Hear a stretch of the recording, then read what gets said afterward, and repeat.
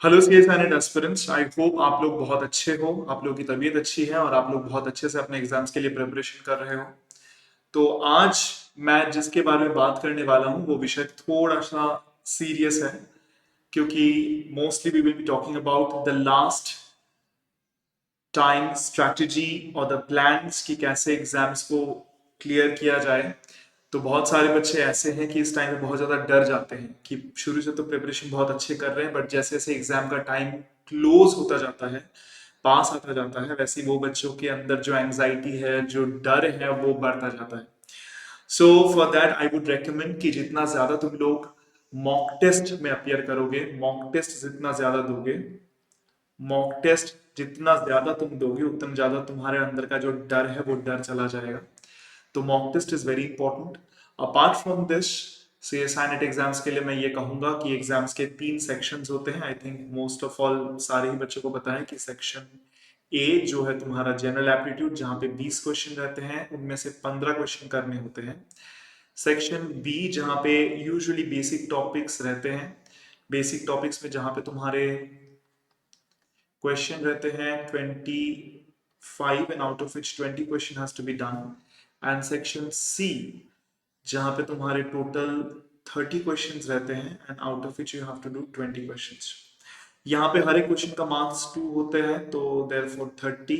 यहाँ पे हर एक क्वेश्चन का मार्क्स 3.5 होता है, तो देयरफॉर 70। एंड यहाँ पे हर एक क्वेश्चन का मार्क्स 5 होता है, therefore 100। So all total 200 marks का पेपर है। अब जितना ज्यादा तुम मॉक टेस्ट दोगे, तुम्हें उतना ज्यादा अपने खुद के एग्जाम के अप्रोच के ऊपर एक आइडिया रहेगा। बेसिकली अगर तुम मुझसे पूछोगे then I will definitely tell कि मैं कैसे एग्जाम देता था। तो जैसे सीएसआई के टाइम पे मैं मॉक टेस्ट देता था, तो मैं हमेशा कोशिश करता था कि ज्यादा से ज्यादा मेरा नंबर आए, जितना ज्यादा हो सके।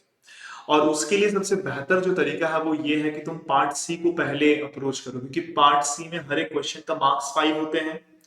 और थोड़े बहुत एडवांस टॉपिक जहां पे क्वेश्चंस आने के चांसेस एकदम सिलेबस के ऊपर से ही है, और मतलब जो चीज तुमने पढ़े हैं उसके ऊपर से डायरेक्ट क्वेश्चन आ सकते हैं। जैसे कि अगर पार्ट सी की मैं बात करूं तो कुछ चीजें हैं जो बहुत ही आते हैं। जैसे कि पार्ट सी में अगर मैं बात करूं, पार्ट सी में कुछ टॉपिक्स हैं जो बहुत ही ज्यादा इंपॉर्टेंट है, जहां से क्वेश्चन हमेशा आते हैं। पार्ट सी में कुछ क्वेश्चन है जो हर एक क्वेश्चन को अगर तुम सही करोगे तो तुम्हें 5 मार्क्स मिल जाएंगे। तो डेफिनेटली एक क्वेश्चन के ऊपर अगर तुम 5 मिनट या 7 मिनट टाइम दे रहे हो तो उसमें तुम्हें 5 मार्क्स मिल रहे हैं, that's not bad, that's even a good thing. तो मैं हमेशा कोशिश करता था कि पार्ट सी को मैं पहले अप्रोच करूं और पार्ट सी को मैं बहुत अच्छे से सॉल्व करूं, ताकि मेरे ज्यादा से ज्यादा मार्क्स वहां पे कैरी हो जाए। अगर मैं 10 क्वेश्चन यहाँ से सही कर लेता हूँ तो 50 मार्क्स आ जाते हैं। अगर 10 से ज्यादा भी कर लेता हूँ, अगर मान लो कि मेरे 12 या 13 क्वेश्चन सॉल्व हो रहे हैं यहाँ पे, सो डेफिनेटली यहाँ से तुम्हारे काफी अच्छे क्वेश्चंस आ जाएंगे। मतलब फिर तो तुम मतलब 65 के अराउंड या 60 के अराउंड अगर पार्ट सी से आ रहा है तुम्हारा, that's a very good news. उसके बाद तुम बाकी पार्ट बी और पार्ट ए में जाओ, या सेक्शन बी सेक्शन ए में जाओ। बेसिकली क्या होता है कि बहुत सारे बच्चे सेक्शन ए से शुरू करते हैं, और क्या होता है कि एकदम तुम जब एग्जाम हॉल में बैठ रहे हो एकदम शुरू के टाइम पे तुम्हारे दिमाग में इतना ज्यादा प्रेशर नहीं है, इतना ज्यादा एंग्जाइटी नहीं है, तुम बहुत शांत दिमाग में एग्जाम हॉल में जाके एग्जाम देने बैठ रहे हो। तो क्या होता है कि एकदम शांत माइंड में अगर तुम पार्ट सी को उठाते हो तो आंसर्स या प्रॉब्लम को ज्यादा सही तरीके से करने का चांसेस ज्यादा है। लास्ट में जाके पार्ट सी में अगर जाओगे तो एक तो होता है कि टाइम कम रहता है, तो उस हड़बड़ी में बच्चे सिली मिस्टेक्स ज्यादा करके आते हैं। ऐसा होता है कि पता है क्वेश्चन कैसे करना है, बट फिर भी सिली मिस्टेक्स के कारण बहुत सारे क्वेश्चंस रॉन्ग करके आते हैं, और उसके बाद नेगेटिव मार्किंग तो है ही। तो डेफिनेटली मैं तो बच्चों को यही सलाह दूंगा जो मैं करता था, कि पार्ट सी को पहले अप्रोच करो, क्योंकि पार्ट सी में दिमाग शांत रहता है एकदम शुरू में जाके। तो पार्ट सी अच्छे से कर लो, उसके बाद तुम पार्ट बी में आओ, फिर तुम पार्ट ए में आओ, मतलब सेक्शन बी में आओ फिर सेक्शन ए में आओ। तो पार्ट सी में कुछ चैप्टर्स हैं जिसके ऊपर हमेशा क्वेश्चन आता है। एक तो तुम्हारा है क्वांटम मैकेनिक्स से स्कैटरिंग, एक तुम्हारा क्वांटम मैकेनिक्स से स्कैटरिंग आता है, एक तुम्हारा क्वांटम मैकेनिक्स से परटर्बेशन आता है, जो हमेशा हर एक एग्जाम में होगा ही होगा। ये दोनों चैप्टर से क्वेश्चन आएंगे ही आएंगे। तो यहां से तुम्हारे 10 मार्क्स आ गए। क्लासिकल मैकेनिक्स से यहां से तुम्हारा आइदर तुम्हारा स्मॉल ऑसिलेशन आ सकता है, स्मॉल ऑसिलेशन आ सकता है, नहीं तो तुम्हारा क्लासिकल मैकेनिक्स से सेंट्रल फोर्स बहुत ज्यादा इंपॉर्टेंट है। आ सकता है। ये तुम्हारा सीएम से है, ये तुम्हारा सीएम से है। बेसिकली मैंने अभी भी सेंट्रल फोर्स के ऊपर एक बहुत बड़ा सा एक मैंने काइंड ऑफ 10 लेक्चर के एक वीडियो बनाए हैं, जहां पे 10 लेक्चर्स तुम्हारे अवेलेबल हैं, यूट्यूब में अवेलेबल है, बिल्कुल फ्री ऑफ कॉस्ट में तुम जाके वो सारे देख सकते हो। अगर वो 10 लेक्चर कोई बच्चा देख लेता है, जहां पे मैंने थियोरी कंप्लीट कराया है शायद फर्स्ट 3 और 4 क्लासेस में, उसके बाद मैंने पीवाई क्यूज उठाए हैं, सीएसआर नेट, गेट, जेएसटीआईफआर, सारे के सारे एग्जाम्स मैंने पीवाई क्यू वहां पे सॉल्व कराए हुए हैं। तो जो भी बच्चा उस पूरे लेक्चर्स को एक बार देख लेगा, सिर्फ पीवाई क्यूज भी देख लोगे तो तुम्हें टाइप पता चल जाएगा किस टाइप का क्वेश्चन आता है। अगर देख लेगा तो मुझे नहीं लगता कि उसको सेंट्रल फोर्स से कोई भी क्वेश्चन प्रॉब्लम होगा सीएसआर में, क्योंकि मैंने ये भी बताया वहां पे देखोगे कि बहुत सारे क्वेश्चन रिपीट होते हैं। सीएटीआईआर के सीएसआर में आता है, सीएसआर का टीआईआर में आता है, नहीं तो गेट का सीएसआर में आता है, सीएसआर का गेट में आता है, जेस्ट का क्वेश्चन सीएसआर में रिपीट किया जाता है। तो मैं यही कह रहा हूँ कि मैंने जितने भी पीवाई क्यूज वहां पे कराया, तुम लोग प्लीज जाओ जाके देखो। पर्टिवेशंस के ऊपर मैंने करा के रखा है, तुम लोगों को सिर्फ यूट्यूब चैनल में जाना है, वहां पे प्लेलिस्ट में जाना है, प्लेलिस्ट में जाके देखना जहां पे तुम्हारे 184 वीडियोस काइंड ऑफ है, उसमें एकदम पहले में ही सारे के सारे सेंटर फोर्स के वीडियोस हैं। अगर तुम लोग कहोगे तो मैं सारे के सारे सेंटर फोर्स के वीडियोस इकट्ठा करके डाल भी दूंगा अलग से। तो central force is very important. इसके अलावा अगर तुम देखोगे तो डेफिनेटली तुम्हारे इलेक्ट्रिसिटी मैग्नेटिज्म से, ईएमटी से electrodynamics,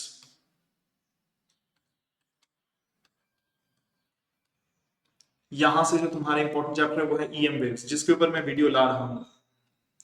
EM waves in dielectric medium, in conducting medium, Bristol law, polarization, diffraction, interference, reflection, transmission coefficient, wave guides, बहुत ज्यादा इंपॉर्टेंट। इवन लास्ट एग्जाम में वेव गाइड से क्वेश्चन आता है। गॉस ट्रांसफॉर्मेशन, ये actually alternate आता है, एक साल वेव गाइड देता है तो दूसरे साल गॉस ट्रांसफॉर्मेशन देता है, और तीसरे साल देता है रिलेटिविस्टिक इलेक्ट्रोडायनामिक्स।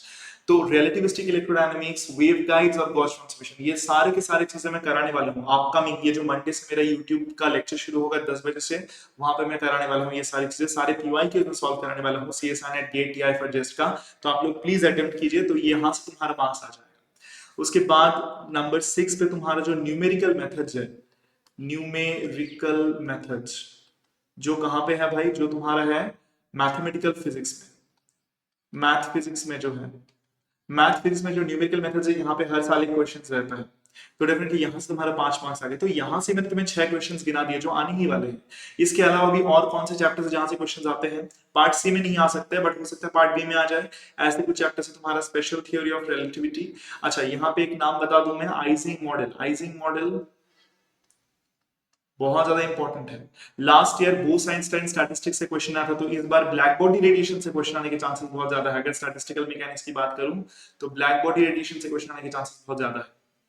तो यही सारे चैप्टर्स अगर कोई बच्चा बहुत अच्छे से पढ़ के जाए, कंडेंस मैटर फिजिक्स में तुम्हारा डेफिनेटली सुपर कंडक्टिविटी से क्वेश्चन आने के चांसेस बहुत ज्यादा है, बैंड थ्योरी से क्वेश्चन आने के चांसेस बहुत ज्यादा है, एक्स-रे डिफ्रैक्शन से क्वेश्चन आने के चांसेस बहुत ज्यादा है।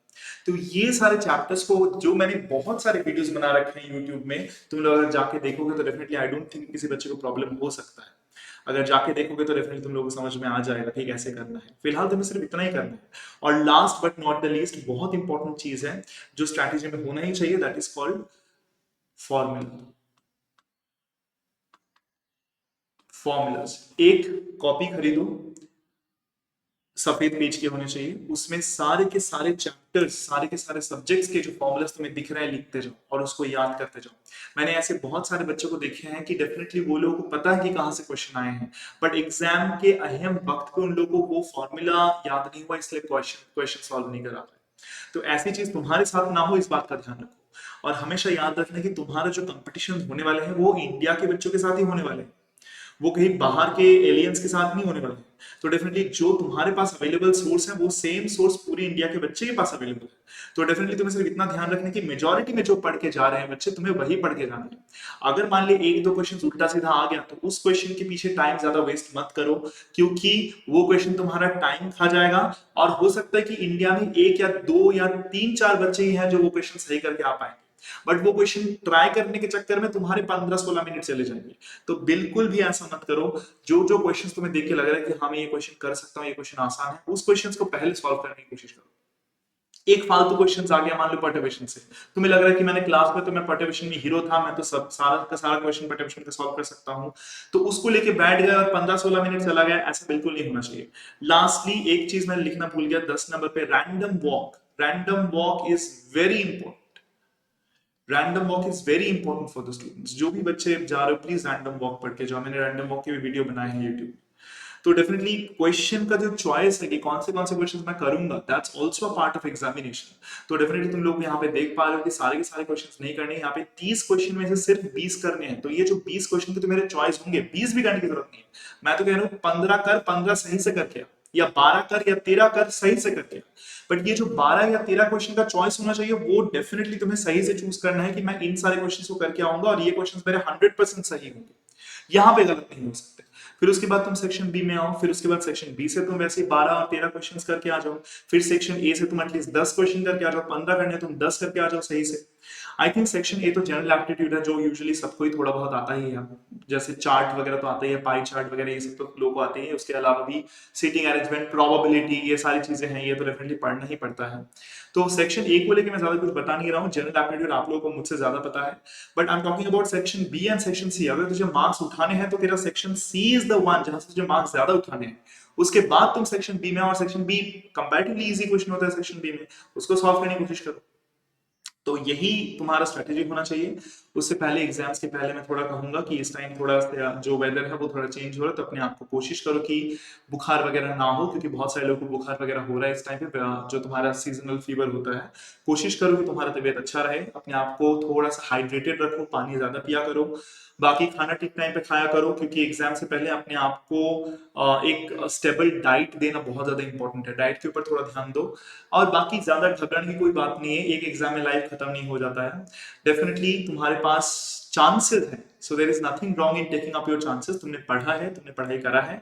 अभी सिर्फ तुम्हारे दो काम है, एक तो है फॉर्मूला रिविजन करना, दूसरी बात है तुम्हारा मॉक टेस्ट देना। जैसे ही मॉक टेस्ट दे रहे हो, मॉक टेस्ट में जहां जहां तुम्हारा अटक रहा है, लग रहा है कि ये जगह नहीं हुआ है, उस जगह को जाओ, उस फॉर्मूले को देखो, फिर से उस क्वेश्चन को एक बार सॉल्व कर लो। That's all. और कुछ चीजें जो तुम्हें करके ही जाना है, मैं तुम लोगों से बहुत ज्यादा रिक्वेस्ट करूंगा, वो ये है कि प्लीज स्कैटरिंग देख के जाओ, एक क्वेश्चन आएगा ही आएगा। पर्टर्बेशन प्लीज देख के जाओ, एक क्वेश्चन आएगा ही आएगा। स्मॉल ऑसिलेशंस कुछ से क्वेश्चन आ सकता है, सेंट्रल फोर्स से तो क्वेश्चन आएगा डैम श्योर। इलेक्ट्रोमैग्नेटिक वेव्स मैं लेके आ रहा हूँ अपकमिंग मंडे से। अपकमिंग मंडे मतलब तुम्हारा जो आज आज का जो डेट है, like this Monday in the upcoming week, उस मंडे से सुबह 10 बजे से तुम्हारा लेक्चर शुरू होगा।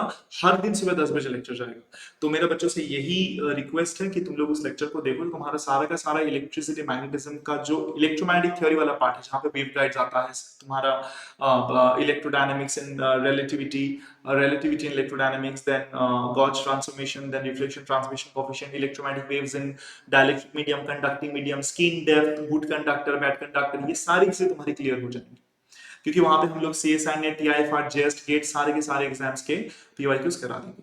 बस इतना ही कर लो, एग्जाम्स के लिए हो जाए। बाकी बिल्कुल घबराओ मत, हम सब लोग तुम्हारे साथ हैं। हम लोगों ने पूरे साल एक साथ पढ़े हैं।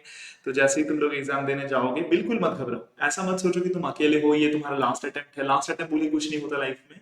हो सकता है इस एग्जाम से कुछ ना हो, but definitely something good is waiting for you. तो अगर एग्जाम अच्छा जाए, डेफिनेटली तुम लोग का एग्जाम अच्छा ही जाएगा, क्योंकि अगर तुम मेहनत करते हो तो हमेशा मेहनत का फल इंसान को मिलता ही है। बट अगर कुछ उल्टा सीधा होता है, I am saying for the worst case, then फिर भी टूटने की कोई बात नहीं है, क्योंकि लाइफ एक एग्जाम में खत्म नहीं होता। There are lots of chances in life, lots of like hopes in life. So whenever, just never forget that whenever a door closes a window opens. ठीक है, तो ये हमेशा कोशिश करना।